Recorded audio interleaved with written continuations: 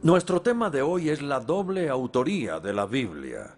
Vamos a pasar del tema de la autoridad de la Biblia, que tratamos la semana pasada, y empezamos el tema de la interpretación de la Biblia. Los temas de la autoridad y de la interpretación de la Escritura están interrelacionados naturalmente.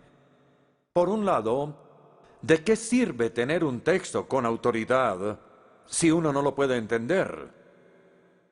Y por otro lado, ¿de qué sirve esforzarse por entenderlo si al final es un documento meramente humano? Lo que necesitamos es una Biblia que sea un texto con autoridad, como un texto inteligible y que no se cumpla solo un aspecto. Y esto es lo que Dios nos ha dado misericordiosamente a medida que intentamos descubrirlo en estos días. Pero antes de que lleguemos a los principios principales de la interpretación, que será mi tema del próximo jueves, debemos captar la naturaleza del libro que va a ser interpretado. ¿Qué tipo de libro es la Biblia? Ciertamente es único. Ningún otro libro ni siquiera se le parece un poco, pero ¿qué es? Les voy a dar a ustedes una definición muy sencilla, cuyas implicaciones seguiremos considerando esta noche. Quiero darles esta definición. La Biblia es la palabra de Dios a través de palabras humanas. Y si miran el resumen podrán ver que el tema se divide en dos secciones, aunque ambas son muy desiguales. La primera es más larga que la segunda. Vamos a mirar primero la doble autoría de la Biblia, divina y humana. La palabra de Dios a través de palabras humanas.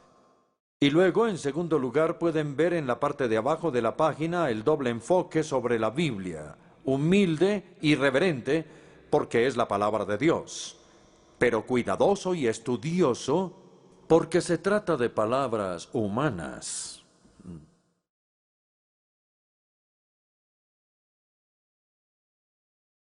Los cristianos evangélicos siempre desean evitar los extremos opuestos de lo que ellos usualmente llaman fundamentalismo por un lado y liberalismo por el otro.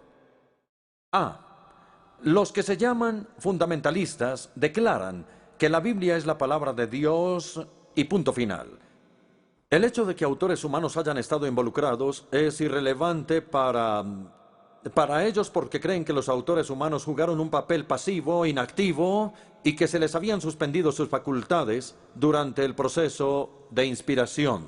Ellos piensan que los autores bíblicos son algo así como instrumentos musicales, o como máquinas a las que se les dicta o computadoras, y no consideran que los autores de la Biblia hayan jugado ningún papel de una manera activa, y menos aún consciente. Los llamados liberales, por otro lado, se van al extremo opuesto. Ellos declaran que la Biblia es la palabra de hombres y punto final. Es una biblioteca, dicen ellos, de libros escritos por autores humanos y contiene solo un destello ocasional de la inspiración divina. Pero yo quiero argumentar que ninguna de estas versiones de la Escritura es completa, porque ninguna de ellas es la versión que la Biblia da de sí misma. Entonces, hay una tercera manera. Un entendimiento evangélico dice que la Escritura es tanto la palabra de Dios como la palabra de los hombres.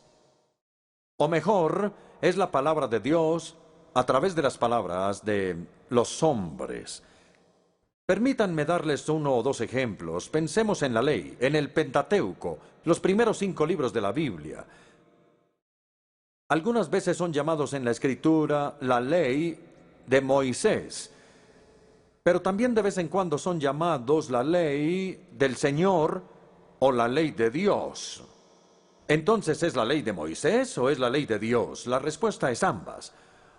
O miremos a los profetas. Jeremías, por ejemplo, introduce su libro primero, y antes que todo con estas palabras. Estas son las palabras de Jeremías, hijo de Gilquías. Y en el siguiente versículo, Jeremías 1, verso 2, la palabra del Señor vino a Jeremías. Entonces lo que Jeremías habló o escribió eran sus propias palabras y las palabras de Dios habladas a través de él. O quizá el mejor contraste de todos está en Hebreos 1, versículo 1 y en 2 Pedro 1, versículo 21. En el comienzo de la carta a los Hebreos, dice: Dios habló a nuestros antepasados por medio de los profetas. En 2 Pedro, capítulo 1, versículo 21, dice: los profetas hablaron de parte de Dios, impulsados por el Espíritu Santo. Entonces Dios habló a través de los hombres, y los hombres hablaron de parte de Dios. Y estas dos declaraciones no son incompatibles entre sí. Otro ejemplo. Dice en Isaías 1:20 y en algunos otros versículos también: el Señor mismo lo ha dicho. Pero en Hechos capítulo 3, versículo 21 dice: Dios lo ha anunciado desde hace siglos por medio de sus santos profetas. Entonces, ¿a través de quién ha llegado la Escritura? ¿Acaso nos ha llegado de los labios de Dios o acaso de los labios de los profetas? Y una vez más, la respuesta es ambas. Dios habló por su boca, pero a través de los labios de los autores humanos de la Biblia. Para entender este punto C sobre la doble autoría de la Escritura, tenemos que estudiar estas dos verdades por separado. La Biblia es la palabra de Dios. En el conocido cierre en el Credo de los Apóstoles que habla sobre el Espíritu Santo se afirma lo siguiente: Él habló a través de los profetas. Los profetas del Antiguo Testamento por lo general introducían sus oráculos con algunas fórmulas bastante específicas, diría yo. Una era: vino a mí la palabra del Señor. Otra: así dice el Señor, o escuchen la palabra del Señor. Y los apóstoles del Nuevo Testamento hacían la misma afirmación, pero utilizaban las mismas fórmulas. La más cercana, creo yo, se encuentra en 1 Tesalonicenses, capítulo 2, verso 13, que estudiamos la semana pasada, donde Pablo le agradece a Dios constantemente que cuando los tesalonicenses recibieron su mensaje, lo aceptaron no como la palabra de hombres, sino como la palabra de Dios, que obra efectivamente en los creyentes.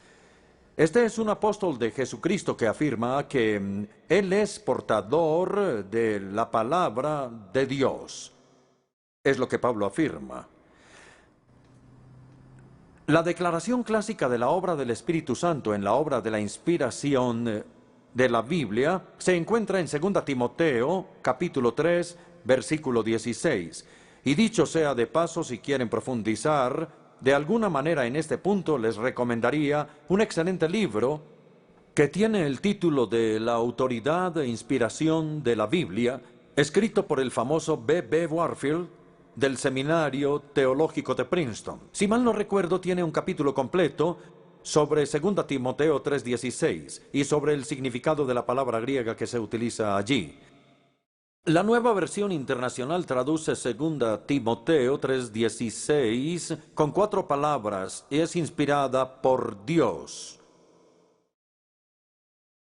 Pero estas 4 palabras en español son una sola palabra en la frase en griego theopneustos.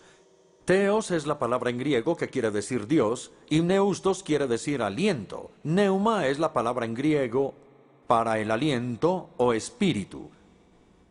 Entonces, ¿qué significa cuando dice que toda la Escritura es inspirada por Dios? No significa que Dios haya soplado en los escritores, permitiéndoles escribir cosas inspiradas. Tampoco que Dios haya soplado en las Escrituras y que las haya transformado de documentos humanos en documentos inspirados. Lo que significa es que lo que los autores bíblicos escribieron fue exhalado de la boca de Dios. Dios exhaló. Quizá deberíamos dejar de hablar de la inspiración de las Escrituras y más bien hablar de la exhalación de las Escrituras, porque fueron exhaladas de la boca de Dios.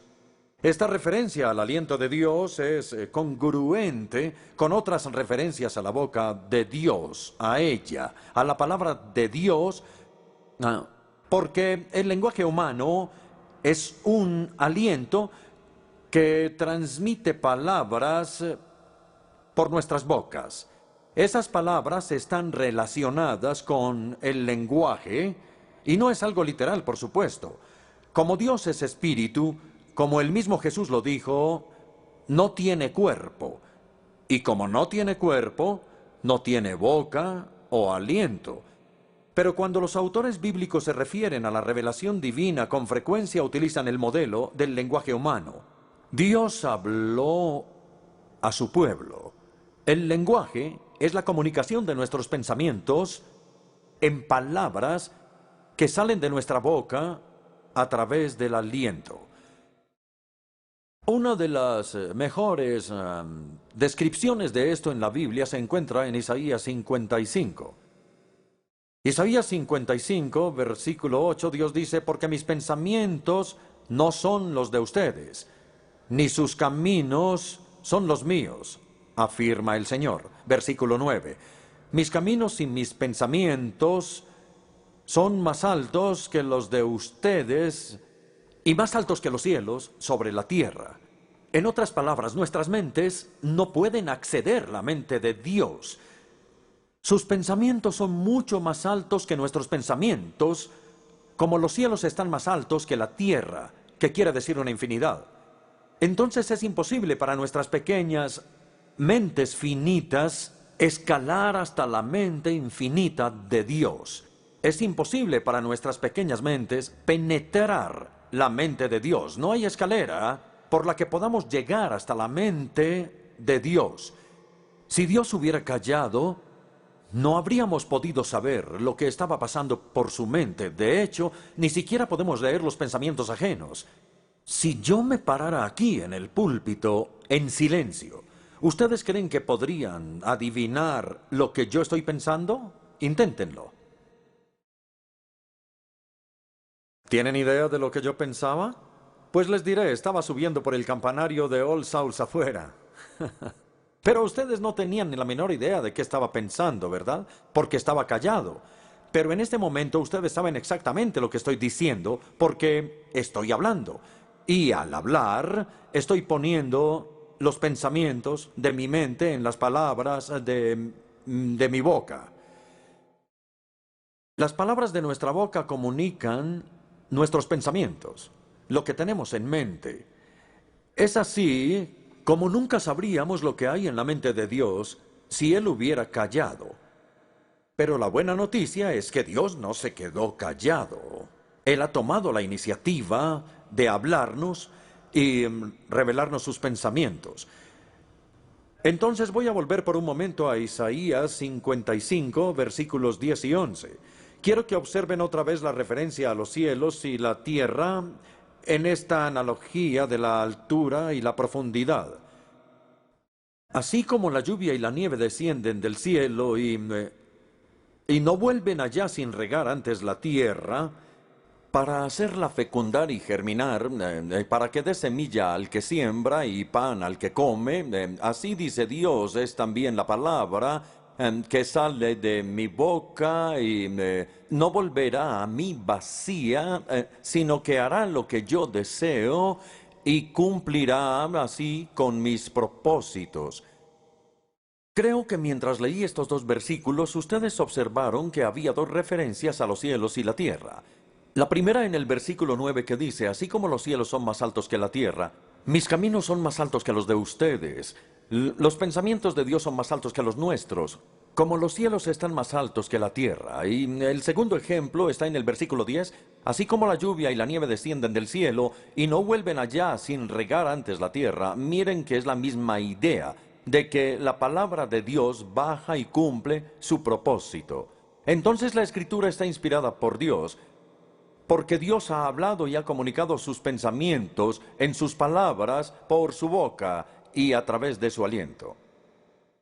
Ah, Ahora vamos al punto B, que es que la Biblia también es la palabra de los hombres. Hasta ahora hemos visto que la Biblia es la palabra de Dios, pero también es la palabra de los hombres. Es esencial agregar esto si queremos tener una perspectiva bíblica equilibrada de la Escritura, porque el Espíritu Santo trató a los autores humanos de la Escritura como personas vivas, responsables, conscientes, activas y nunca como máquinas. Los fenómenos de la Escritura que tengo que explicarles muestran claramente esto, porque las Escrituras contienen historia y literatura y teología. Y quiero tomar estas tres palabras y ver cómo estos son los fenómenos de la Escritura y cómo muestran que la Biblia es también la palabra de hombres. En primer lugar está la narrativa histórica. Me pregunto si ustedes han pensado, me imagino que sí, ¿cuánto de la Biblia es narrativa histórica? Casi la mitad de las páginas de la Escritura se dedican a la narrativa histórica. Génesis, Éxodo, Levítico, Números, Deuteronomio, José, Jueces, Ruth, los dos libros de Samuel, los dos libros de Reyes, los dos libros de Crónicas, Esdras, Esther, Nehemías, Mateo, Marcos, Lucas y Juan, y Hechos. Es bastante sustancial la historia. Entonces no pensemos que el Espíritu Santo reveló esta historia de manera sobrenatural a los autores bíblicos. No, los autores bíblicos tenían acceso a los documentos humanos, de los cuales ellos citaban y que incluso incorporaron en su texto. Y han leído el primer capítulo de Esdras.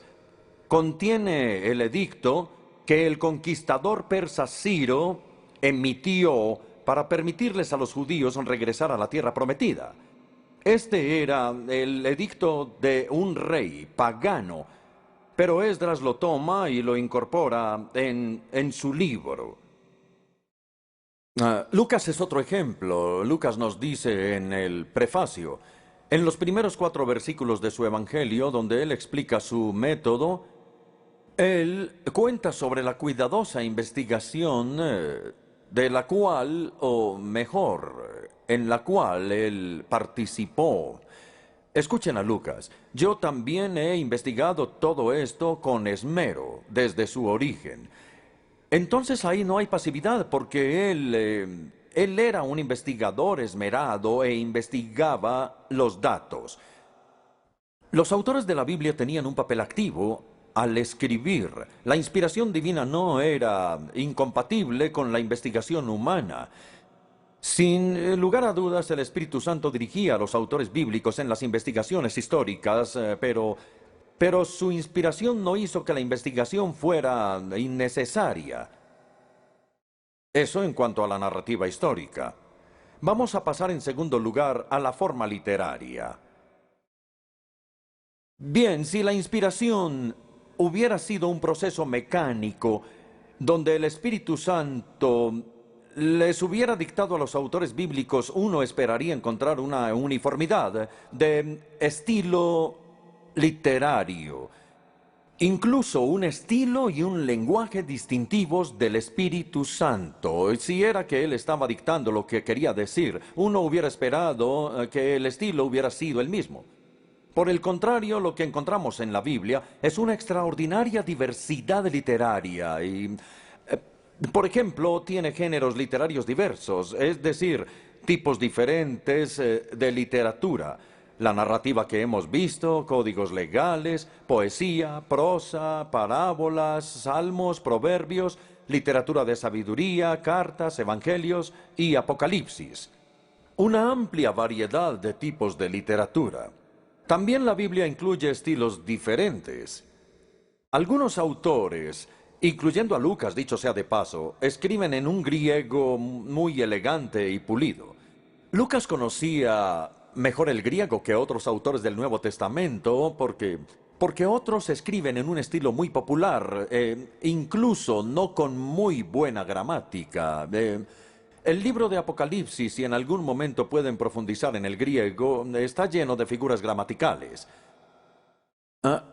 Hay otros autores que escriben con un estilo muy detallado y estudiado, como los epigramas en el libro de Proverbios.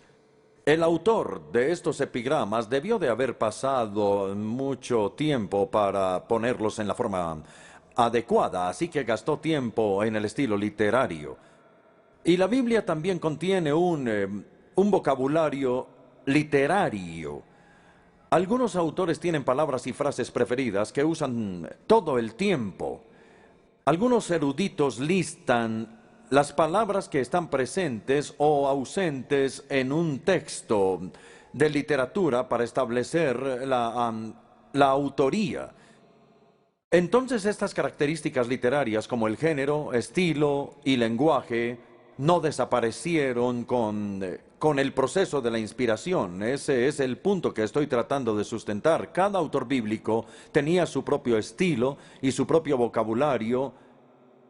Mirando los fenómenos de la escritura, ya vimos la narrativa histórica y la investigación que implicaba, y también vimos las formas literarias. Ahora, en tercer lugar, vamos a ver el énfasis teológico.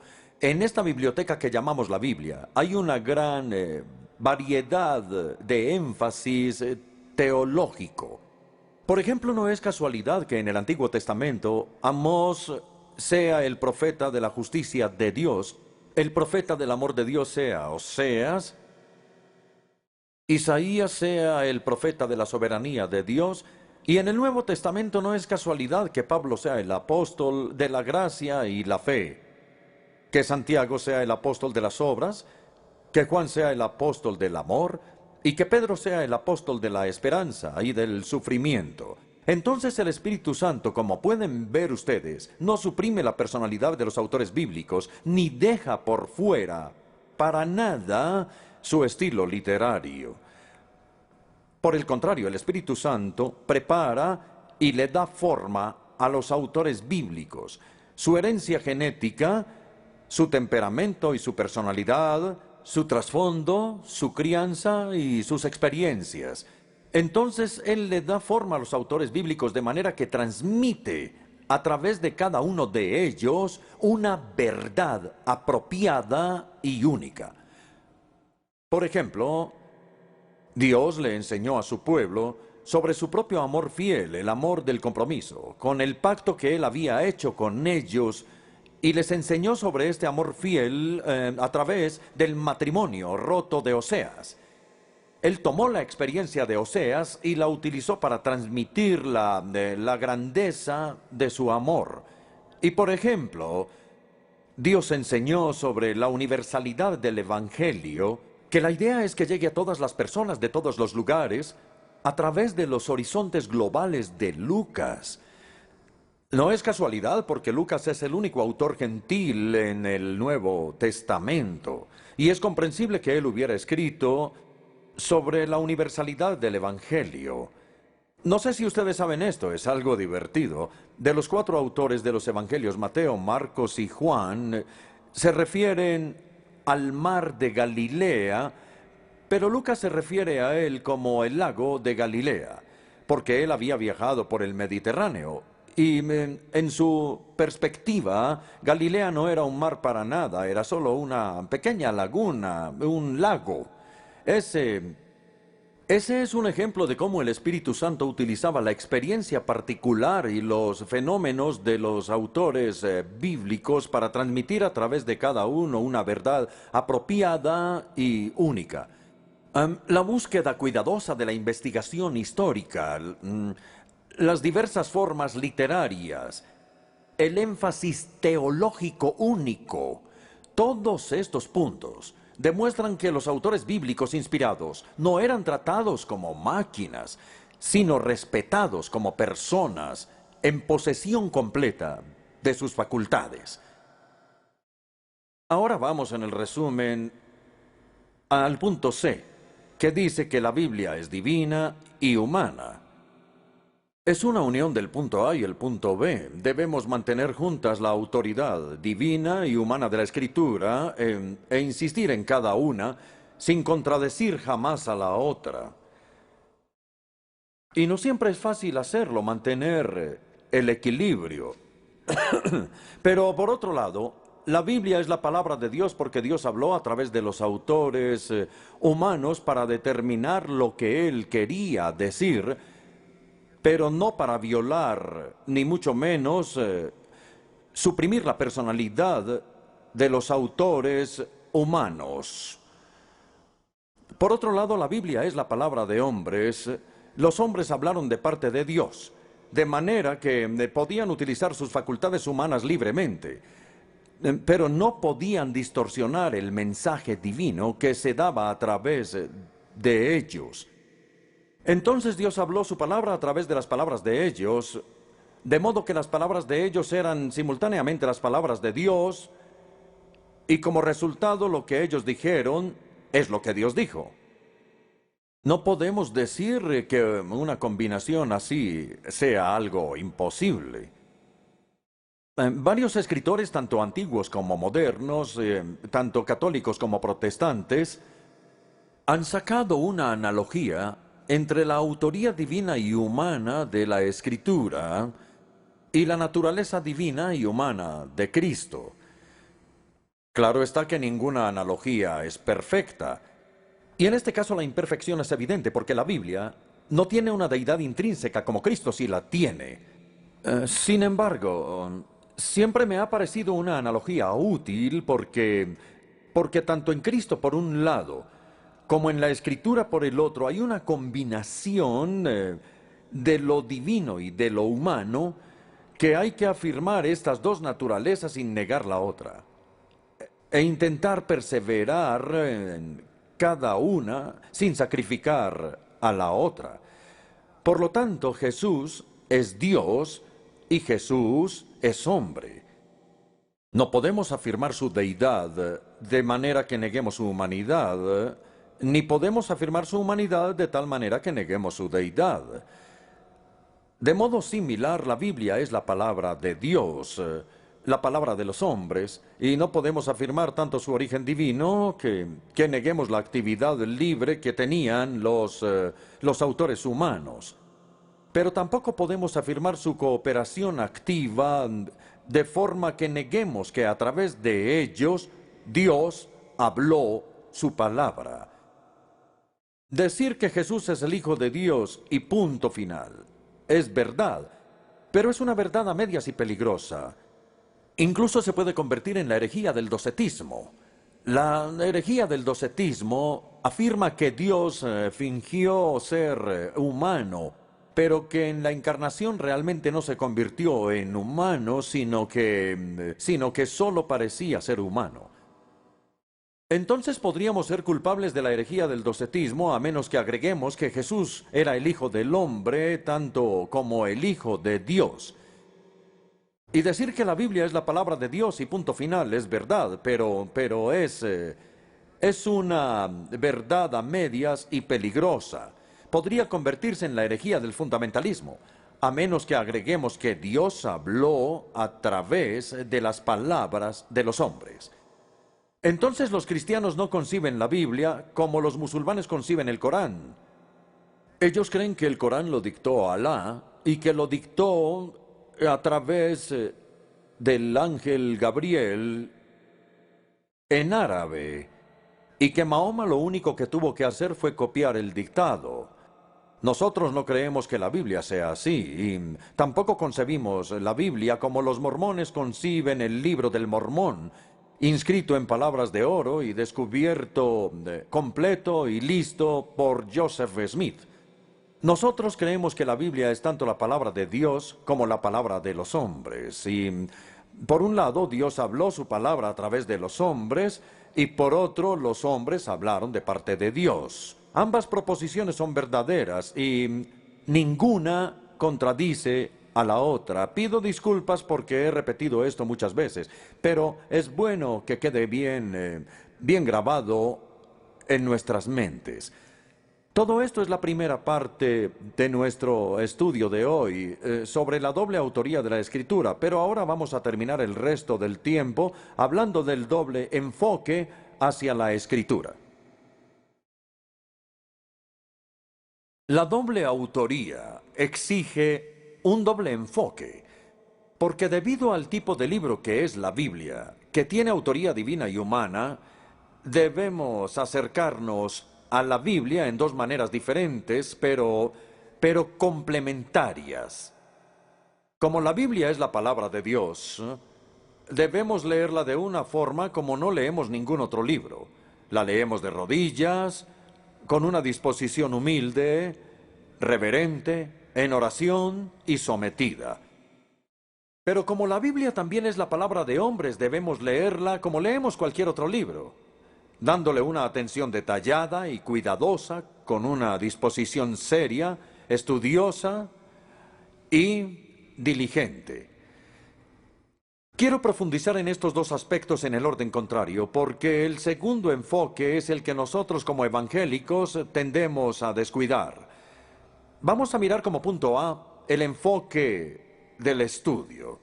Todavía conozco ocasionalmente a líderes cristianos, predicadores, que suelen tomar a mal cuando se los exhorta a estudiar.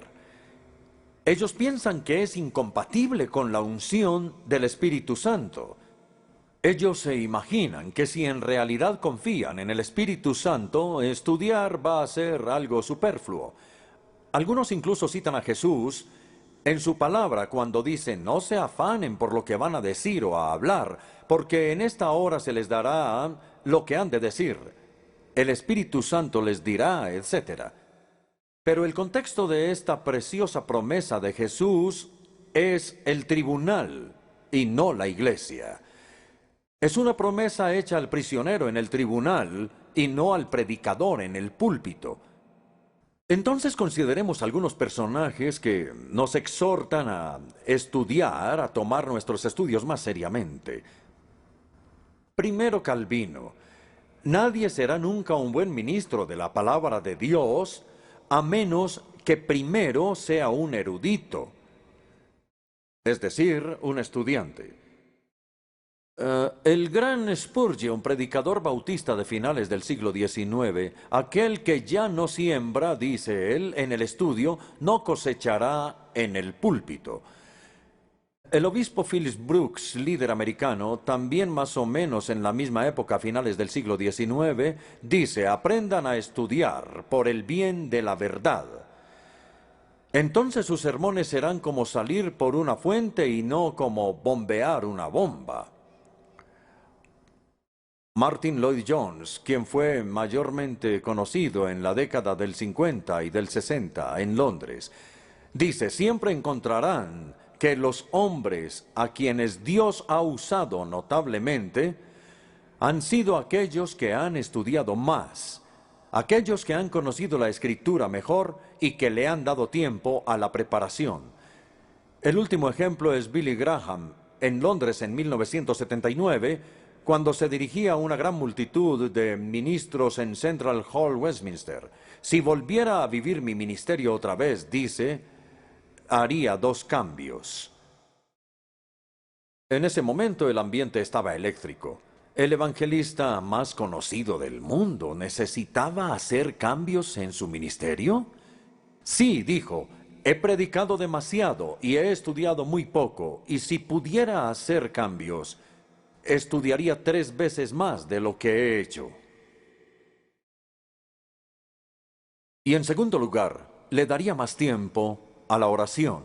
Si lo pensamos bien, estas eran las 2 prioridades de los apóstoles, como quedó registrado en Hechos 6, que dice que ellos se dedicaban a la oración y al ministerio de la palabra.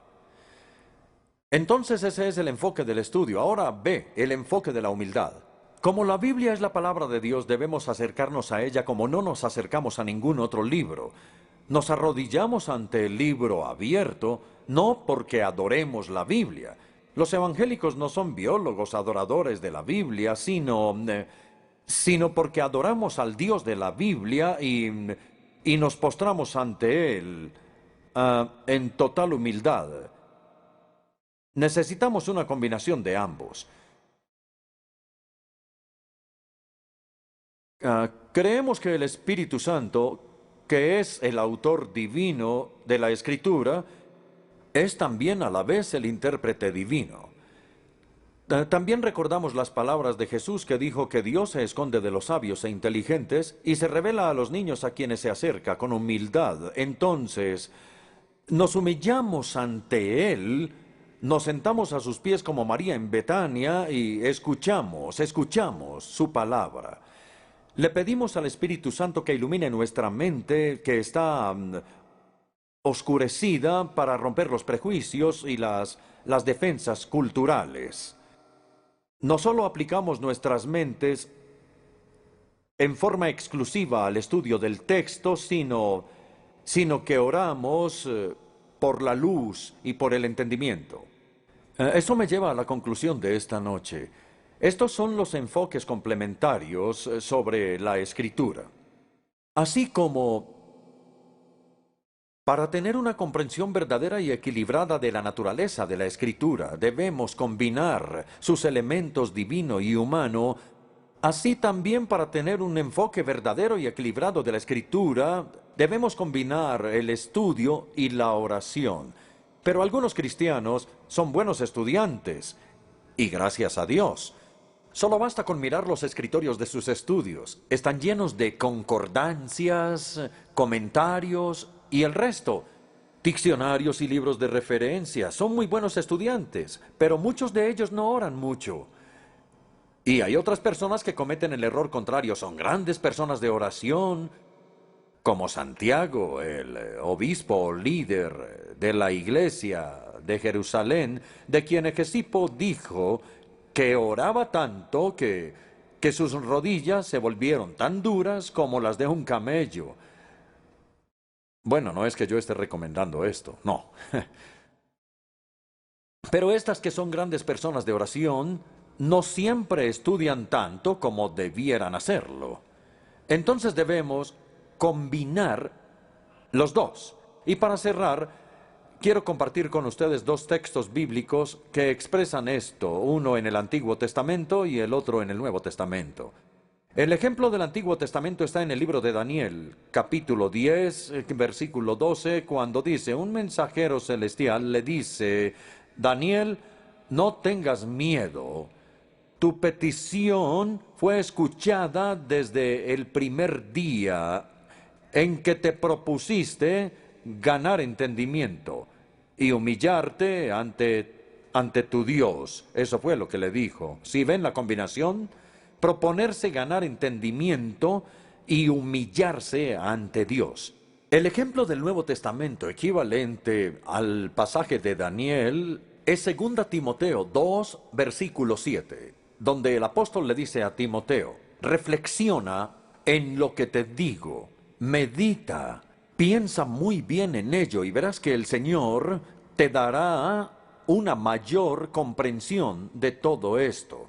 Entonces Él nos da la comprensión, pero nosotros tenemos que estudiar. De manera que el estudio y la oración van juntos, que la humildad y la diligencia y lo que Dios ha unido, no lo separe nadie.